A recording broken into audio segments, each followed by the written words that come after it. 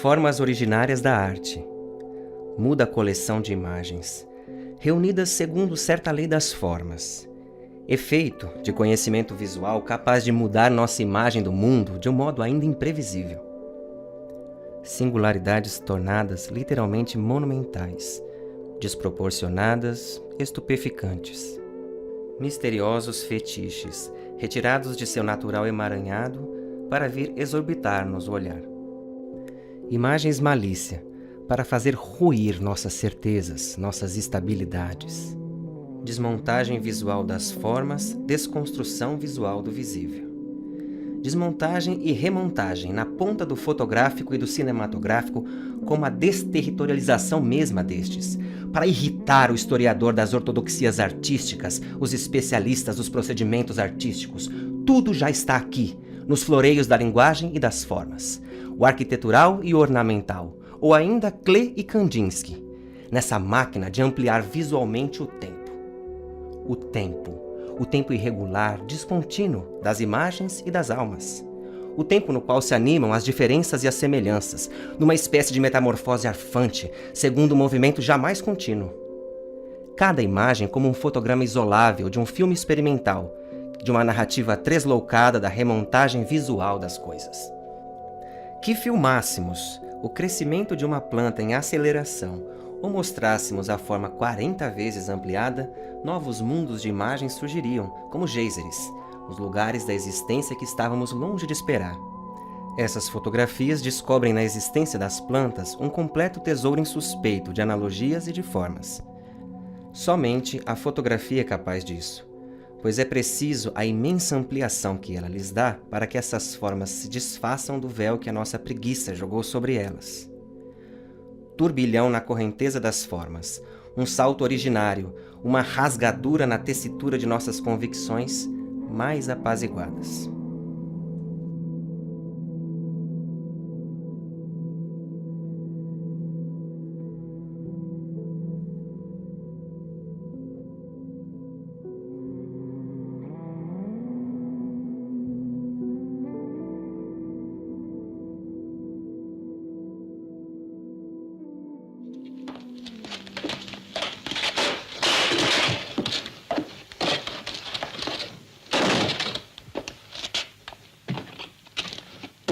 Dans cette valise, il y a des surprises.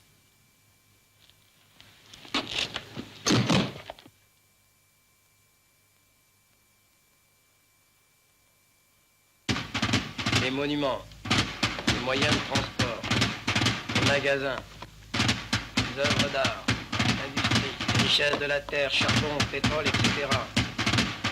Les merveilles de la nature, les montagnes, les fleuves, les déserts, les paysages, les animaux, les 5 parties du monde, les planètes, naturellement.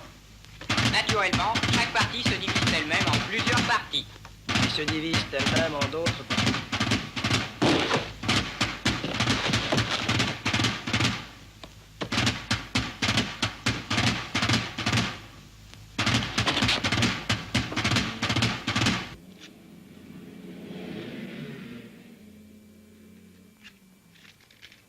De l'ordre. Et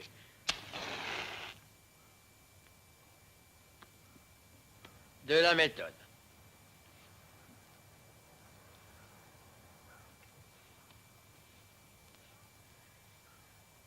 De l'ordre et de la méthode. Notre officier le disait toujours.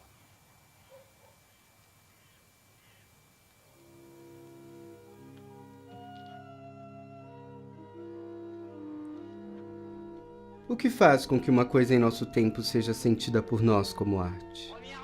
O que a separa do comércio social da imageria? Filhos do heterogêneo a todo preço, do diverso no piscar de um clique. Não temos mais ouvidos para as grandes hermenêuticas. São as próprias coisas que agora falam e se calam. A imagem, agora, vem de alguma forma se alojar no cerne das coisas como sua palavra muda. Talvez só nos reste escarnecer de toda a ordem e de todo método que insiste em nos descortinar o mundo e suas imagens, antes que os últimos hermeneutas se coloquem a delirar, deliciosamente.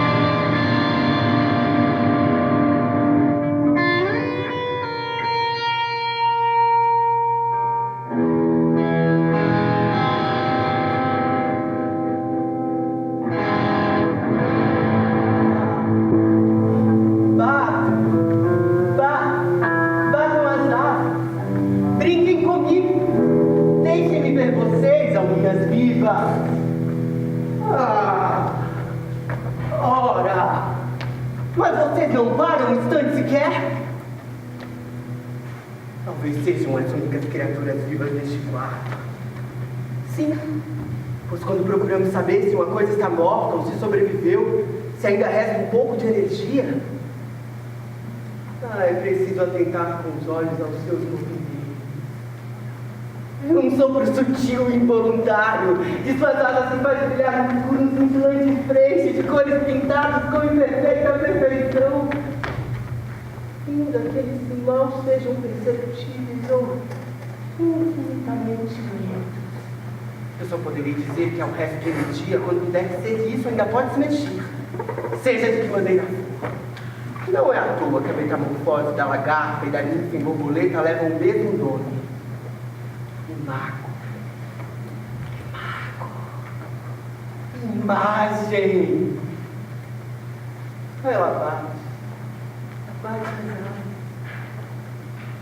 Talvez as imagens físicas, talvez elas sejam como asas de borboletas.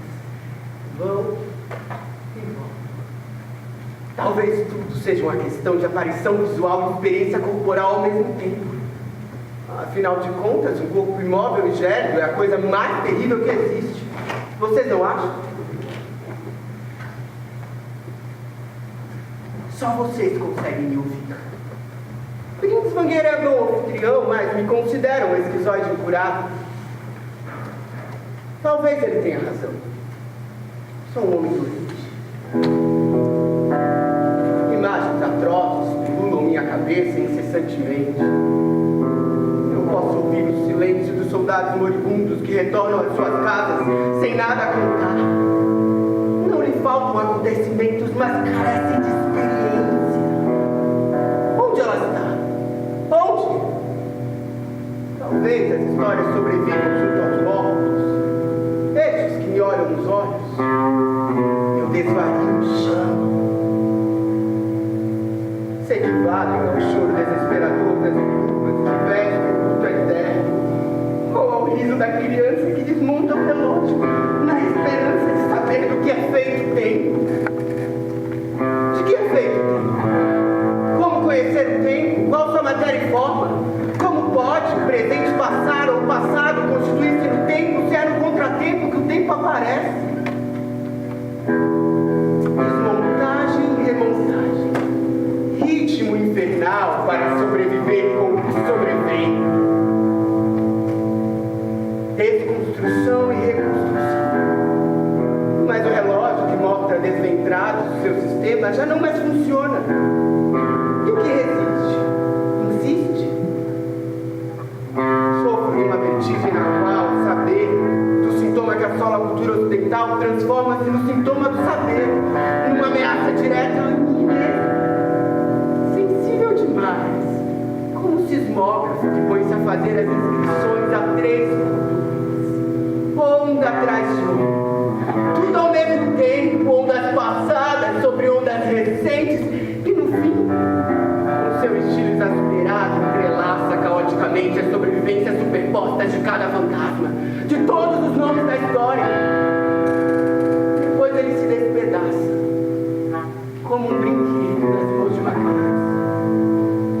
A história também se remexe, move-se, trai ela mesma. E o que sobrevive na cultura é, antes de mais nada, o mais trágico.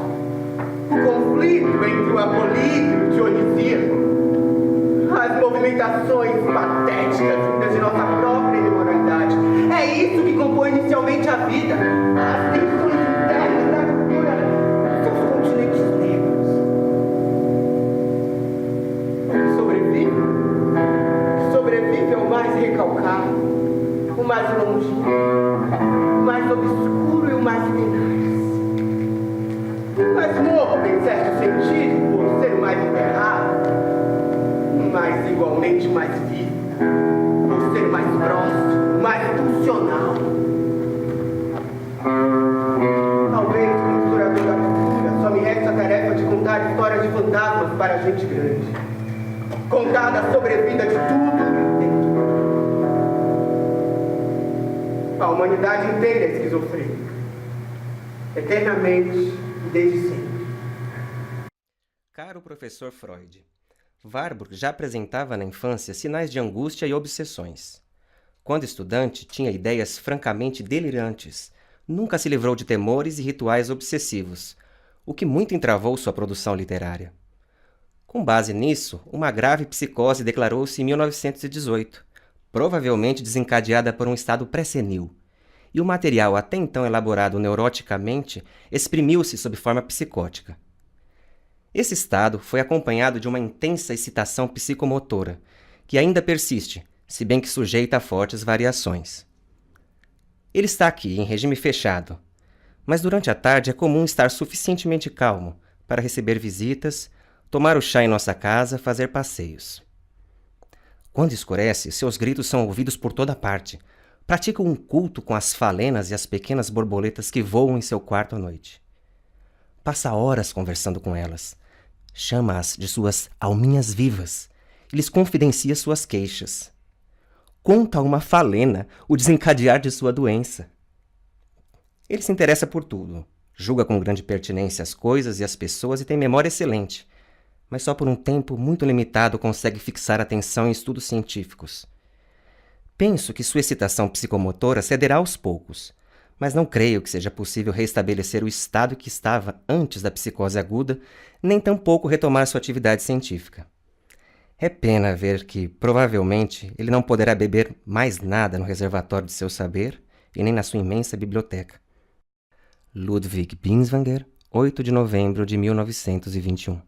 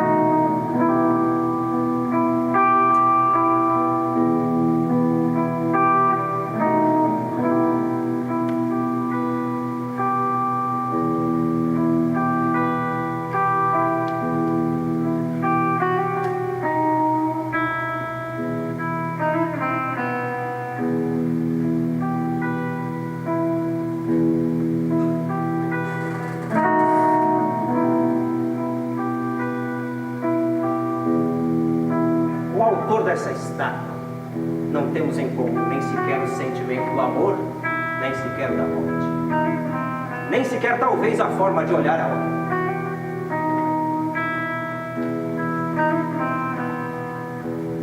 Mas diante dessa obra, a voz de um escultor esquecido durante milênios nos parece tão vulnerável na sucessão dos impérios quanto a voz do amor materno.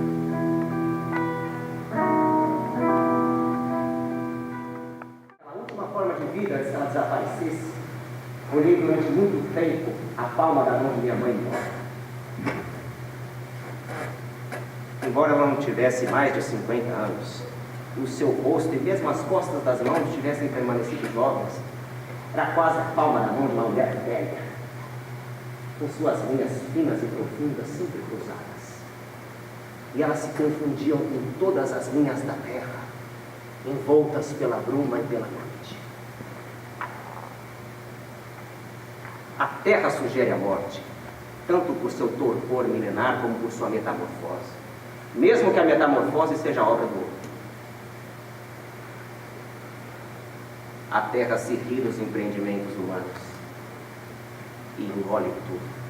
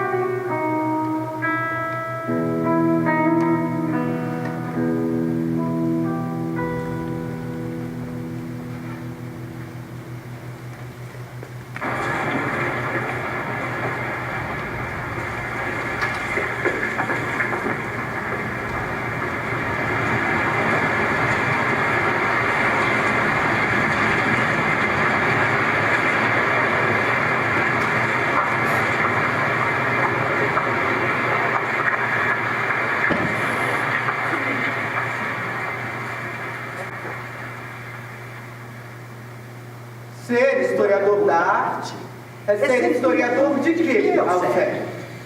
Essa pergunta dorme comigo há anos. A melhor resposta que encontrei é que se o bom Deus da história está nos detalhes, ele também se satisfaz no resto, na poeira.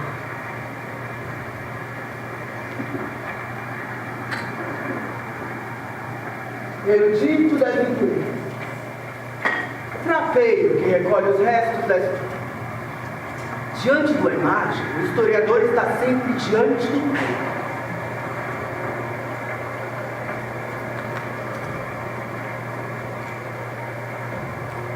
Não de um passado que ilumina o presente, ou de um presente que ilumina o passado.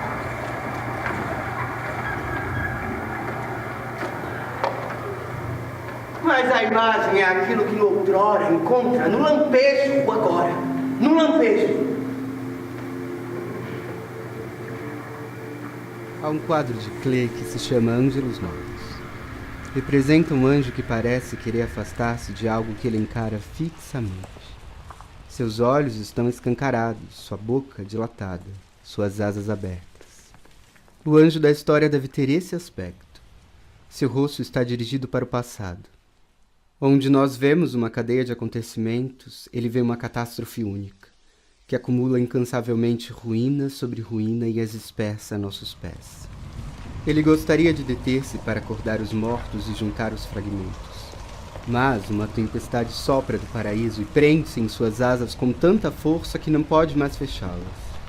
Essa tempestade o impele irresistivelmente para o futuro, ao qual ele vira as costas enquanto o amontoado de ruínas cresce até o céu.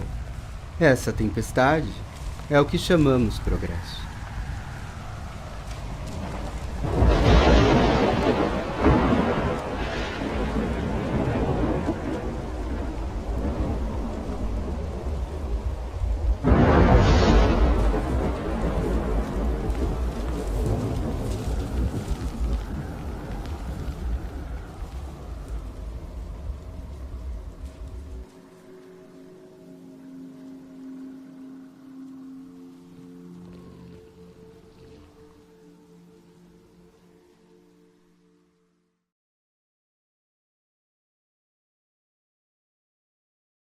Engraçado esse Walter.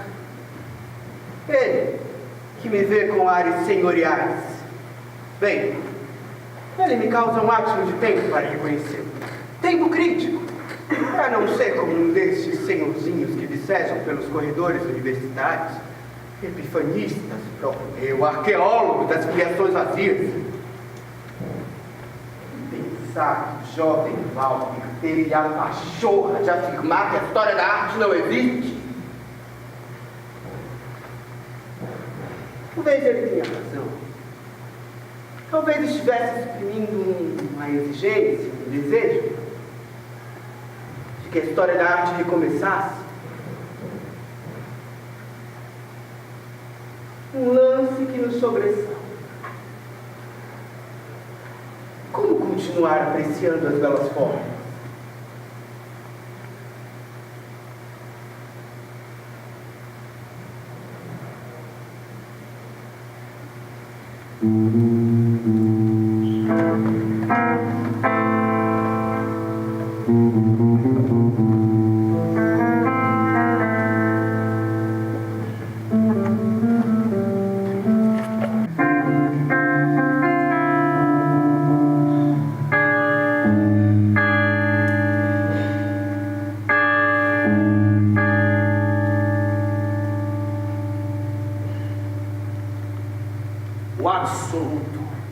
O absoluto revelado. Um tempo fora do tempo. As grandes obras são expressões plásticas do sagrado.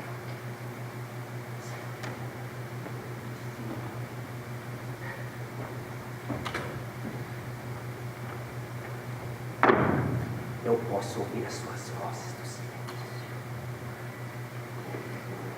Esta presença que Alexandre não possui, mas que possui o santo a quem se reza, é da ordem da sobrevivência, da vida. Não ao conhecimento, a vida. Eu não me canso de dizer. As grandes obras são as únicas que sobrevivem à morte. As únicas. Por isso que estão fora do domínio da história. Fora! O excesso de história mata a história. As grandes obras são toques no absoluto, bruscas epifanias do ser que nos apertam a garganta. Deixe a vida seguir livre, meu caro. É o que escuto por aí. Dar liberdade à vida. Como se ignorássemos o que ela faz ou para onde vai enquanto a deixamos livre. A arte e a literatura se esforçam na direção do impossível, quando vida e realidade são irrevogavelmente nulas. Como se passa uma vida? Matando possibilidades. É inútil envelhecer para ver isso. Nunca se faz nada com a própria vida? Muito pouco. Mas talvez ela espere algo de nós. Nem sempre. O que você espera da sua? Acho que sei sobretudo que não esperar dela. Toda vez que tive que optar, aconteceu comigo. Não sou eu que escolho, é o que resiste. Mas a quê? A consciência da morte! A verdadeira morte é a decadência. Envelhecer é tão mais grave. Aceitar seu destino, sua função. O abrigo de cachorro erguido sobre a sua vida única. Não se sabe o que é a morte quando se é jovem. Apenas o artista encarna a verdadeira virtude no obscuro naufrágio. E quando uma civilização inteira, assombrada por milhões de homens levados à morte em 4 anos, vê seus ideais destruídos, realmente não é hora de fabricar pequenas joias poéticas em prosa ou de exibir o bazar dos lunáticos. Na noite que cai sobre a Europa, as luas não são de papel. Os tratados e as constituições é que o serão. E escrever é o único meio de continuar vivendo.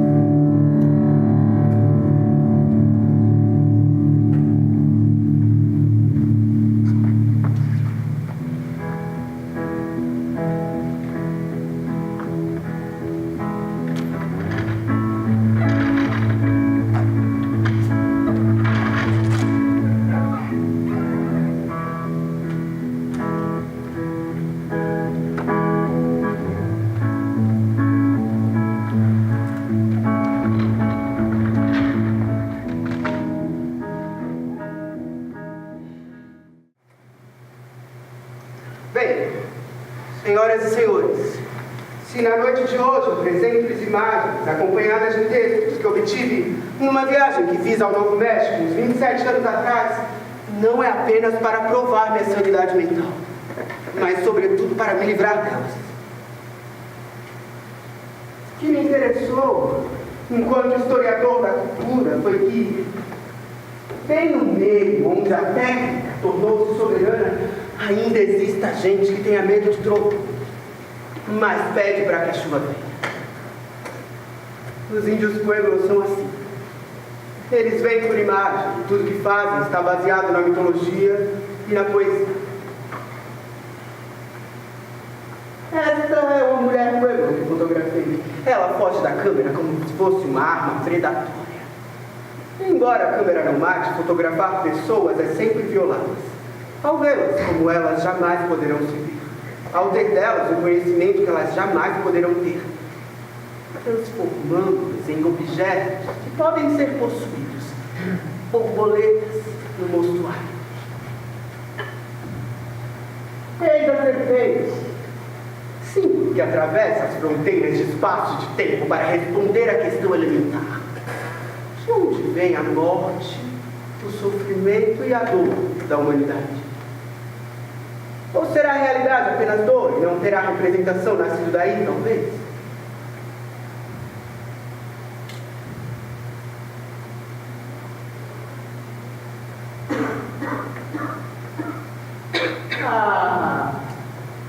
Aqui está o tio Sam planando a cidade. Sob a sua cartola vemos a fiação elétrica. Foi como uma serpente de cobre dessas que ele arrancou o relâmpago da natureza. A serpente já não causa medo algum no americano de hoje? O seu maior inimigo é o extermínio. O telefone e o telegrama destroem o cosmos. A era da cultura das máquinas destrói aquilo que a ciência natural brotada do mito conquistou. O espaço, que era de reflexão, de devoção, se transforma.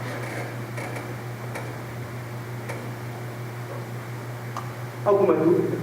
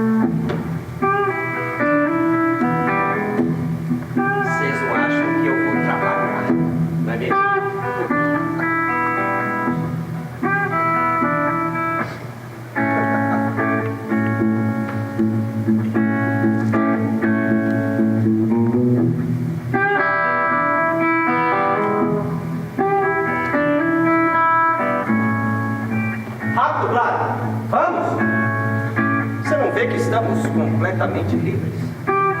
Afinal, não sendo mais nada, não tendo mais nada, só nos resta a liberdade. Mas querem saber? Ninguém se evade porque ama a liberdade. Clara? Clara?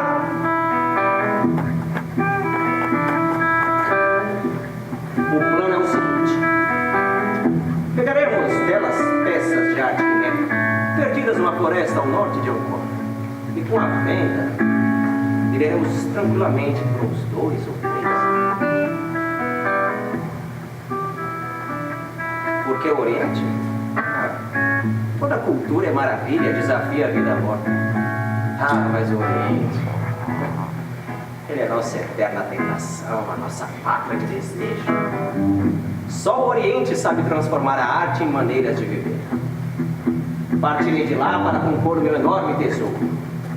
André! Você bem pode aumentar o fardo dos tesouros nas costas da humanidade, mas isso não lhe dá direito algum ou força para lançar mão sobre eles.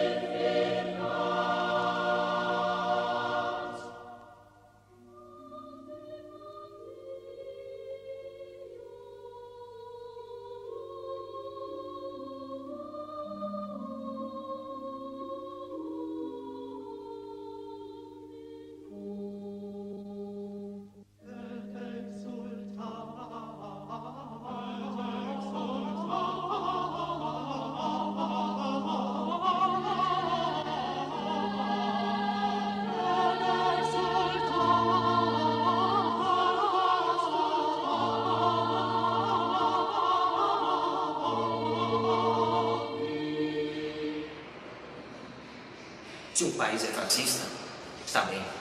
Vocês esperam encontrar o fascismo nas colônias. Mas a França é uma democracia. E quando cheguei às colônias, deparei-me diante de um fascismo.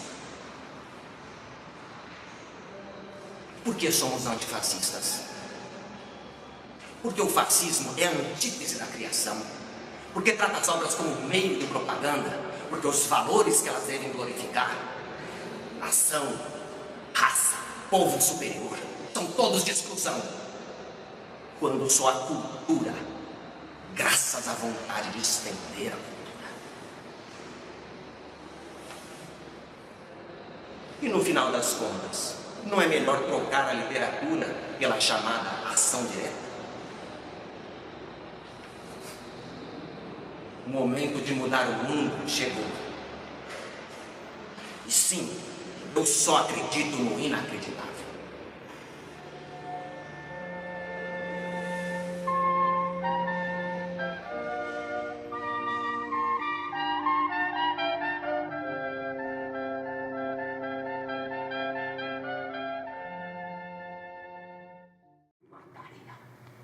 Tá entendendo? Ela não respondeu nada. Então perguntei, e você? Ela disse, agora sim, o futuro eu não sei. Eu me considerava afetuoso, mas era simplesmente bom. É fácil ser bom quando se está sempre longe. O amor de Clara era uma espécie de conversão. E você? Conte-me de você e de suas aventuras. Está em causa uma dama que se mostra coquete comigo. Iniciei com ela um galanteio espiritual e me tornei sua vítima, acredita? Se sou eu quem a persigo ou se é ela, já nem sei mais. Mas bem, deixe-me contar essa história de minha paixão. Ora, tome cuidado. A mulher é ao mesmo tempo inimigo, repouso e viagem. Travei conhecimento com ela numa visita semanal a uma igreja. Provavelmente a conheça. Ela reside no coro de Santa Maria Novella. Na parede esquerda, segunda fila a partir de baixo. No quadro, à direita do espectador. O pequeno João veio feliz ao mundo, e Isabel acolhe a visita numa faustosa cama, comprida e magnificente. A impressão geral da representação sacra é relativamente sóbria. Porém, eis que pela porta aberta corre. Não, voa. Não, paira. O objeto dos meus sonhos, que pouco a pouco começa a adquirir as proporções de um delicioso pesadelo. Irrompe no quarto com o véu em movimento uma figura fantástica. Não, uma criada. Não, uma ninfa clássica, trazendo na sua cabeça um tabuleiro com magníficos frutos meridionais. Mas que diabo! Isso não é maneira de entrar no quarto de um doente, nem sequer quando se pretende felicitar alguém. Que quer dizer tudo isto? Este modo vivo e ligeiro, tão animado, esta irresistibilidade, essa largueza do passo, enquanto todas as outras figuras têm algo de intangível. O que está debaixo dos pés da minha amada parece perder a sua natural propriedade de mobilidade. Parece apropriar-se da elasticidade embalada de um prado primaveril batido pelo sol. Balança como as espessas almofadas de musgo numa vereda sombreada e verde do bosque. Sim, por vezes ela apresenta-se a mim como se tivesse algo de sobrenatural. Como se a pequena serva, em vez de correr por caminhos transitáveis, deslizasse como uma deusa pelas nuvens que delicadamente se movem. Como se ela, com pés alados, galgasse através do éter de África, ou sobre as ondas oceânicas, sobre as curvas que se dobram como as costas dos golfinhos. Deixa em parte levar-se, atira-se para frente. Ao mesmo tempo, com a graça de uma grande ave que no voo amplo paira de asas estendidas e de um barco esbelto que com a vela enfumada fende ritmicamente a água pulsante. Ela quem traz vida e movimento a representações comumente calmas.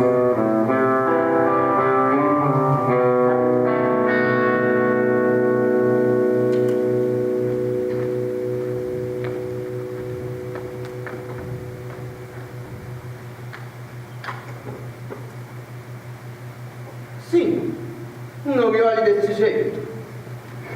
Talvez eu esteja fazendo mais poética do que ela realmente seja. Mas que namorado não faz isso?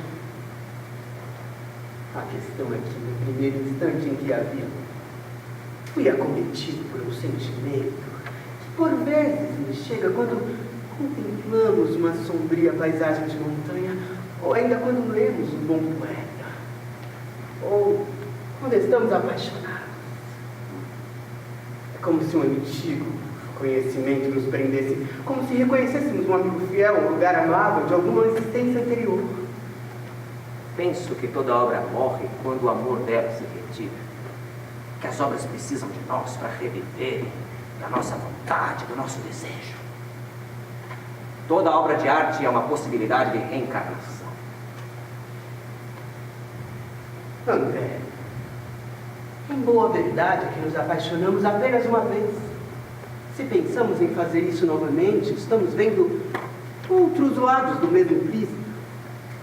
Os objetos móveis, amigo, mas o amor permanece, uno e indivisível. Mas basta, já estraguei o coração.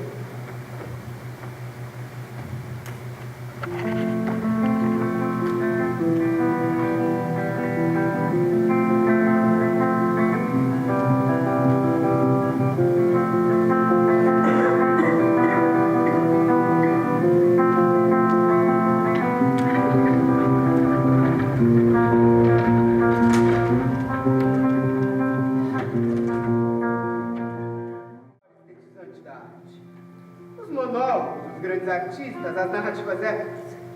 Nossa jovem disciplina tateia em meio aos esquematismos políticos e ideologias de gênero, em busca de sua própria teoria de evolução. Desde que ressuscitei dos mortos, pude reunir material para um atlas de imagem, que por sua disposição em série desdobrará os valores expressivos da antiguidade, originalmente inscritos através da vida em movimento. Será a fundação, ao mesmo tempo, de uma nova teoria da função memorativa da imagem do homem.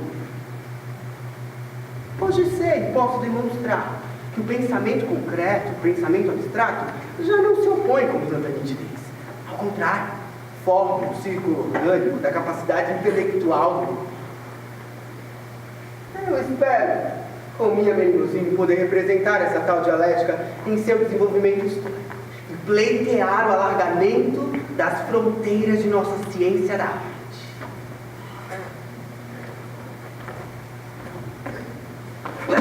Mas pra que tudo isso? É preciso o essencial para se fazer o mundo, não é mesmo? Tomado pelo demônio do absoluto, acha que pode pintar e construir a morte e a ressurreição da criação artística num vasto afresco denominado Museu Imaginário? Se as grandes obras são irmãs, por que separar entre elas? O museu comum classificaria tudo isso como pertencentes ao imperador, embalsamados, amestrados, leitões, sereias, cães soltos, incluídos nessa classificação, que se agitam como loucos, inumeráveis, desenhados com um pincel finíssimo de pelo de camelo, etc., que acabam de quebrar o jarro, que de longe parecem moscas. O museu é um dos locais que nos proporcionam a mais elevada ideia do homem. Nós sabemos que os nossos conhecimentos são mais extensos que os nossos museus. André, caro amigo, imagine uma vitrine de vidro à sua frente, onde tudo atrás dela está entregue e condenado à inércia de ser visto.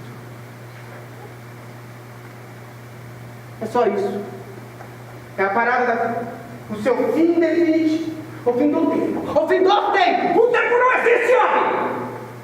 O que me interessa, compreenda, é a transformação dessas obras, sua vida mais profunda, que é feita da morte dos homens. Mas os objetos permanecem e ficamos cegos diante deles. Você fala colocando a arte num além do bem e do mal, num além intangível, como objeto de veneração estética. Eis uma estética antiquada, esvaziada de todo o pulso vivo, reflexo tardio da metafísica difunta, domínio dos covardes. Aristetas como você, essencialmente passivos, as obras de arte petrificam-se em formas de localidade. Alimento para os professores acomodados. O museu extirpa a função às obras de arte. Não reconhece nem paládio, nem santo, nem Cristo, nem objeto de veneração, de semelhança, de imaginação, de decoração, de posse, mas só imagens de coisas.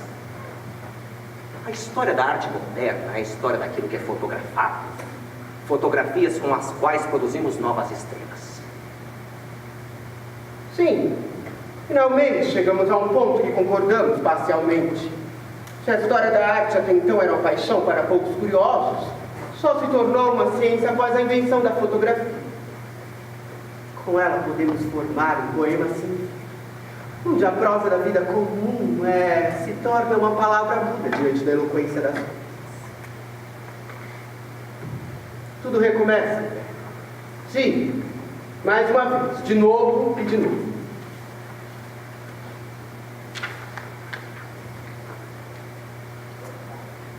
Eis aqui, vindo das sendas do literário, o limiar de todas as nossas errantes, a entrada neste nosso profundo hoje, um mundo perdido de objetos achados na memória, um meio de representar essa experiência de nossa modernidade.